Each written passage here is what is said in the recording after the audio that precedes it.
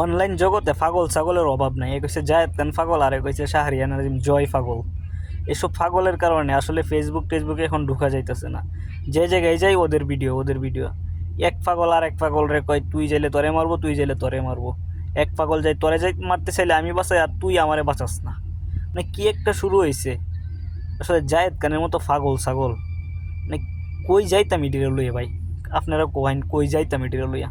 এমন একটা বিপদও পড়ছি বাংলাদেশের জন্ম নিয়ে। এরার জ্বালা অনলাইনে ঢোকা যাইতেছে না। জায়েদ খান পাগলের জ্বালা অনলাইনে ঢোকা যাইতেছে না। জায়েদ খান 2 দিন পরে পরে এক একটা কাহিনী করে, আর এই কাহিনীর জ্বালা আমরা যারা ফেসবুক ইউজার আছি জ্বালা যন্ত্রণা ভোগান্তিতে পড়ে আর কি। মানে আমাদের মতো সাধারণ মানুষে তোমাদের কি জ্বালা যন্ত্রণা না দিলে হয় না? ওই জায়েদ দা পাগল। আসলে এইগুলোর পাবনা নেওয়া উচিত। এই জয় আর তারপরে জায়েদ খান এগুলোর পাবনা নেওয়া উচিত।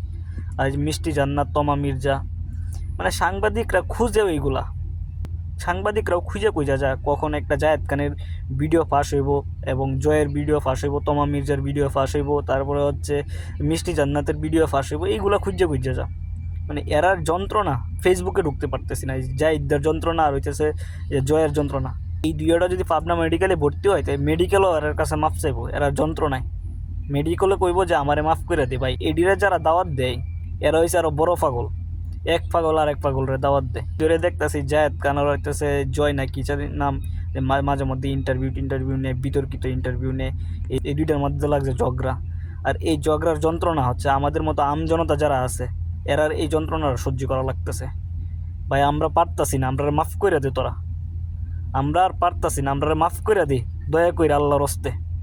কারণ তোরার কাজ্যা তোরা ফোনের মধ্যে কাজ্যা করিস, অনলাইনে পাবলিশ করিস না।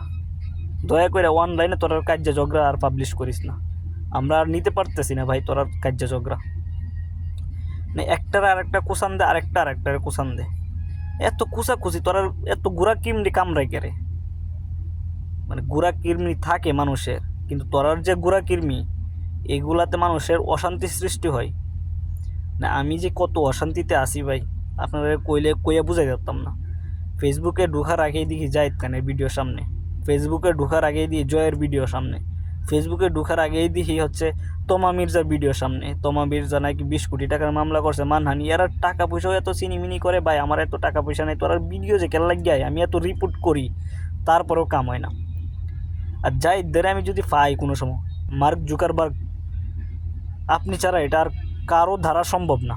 অন্তত আপনি এই কাজটা করেন যে এরার আইডিগুলা, এরার ভিডিওগুলা ফেসবুক থেকে ব্যান করে দিন। কারণ এরা এত অশান্তি করে মানুষরে। এরার অশান্তির কারণে ফেসবুকে শান্তিতে ইউজ করতে পারতেছি না, না ইউটিউব ইউজ করতে পারতেছি। কোনো কিছুতেই এরার অত্যাচারে আর থাকা পারতেছি না। এতই অশান্তিতে আছি ভাই। যারা যারা আমার মতো অশান্তিতে আছেন পেজটারে ফলো করে দিন, ঠিক আছে? আর যারা যারা চান যে জায়েদ খানরে পাবনা মেডিকেলে পাঠাইতেন তারা কমেন্ট করে দিয়েন।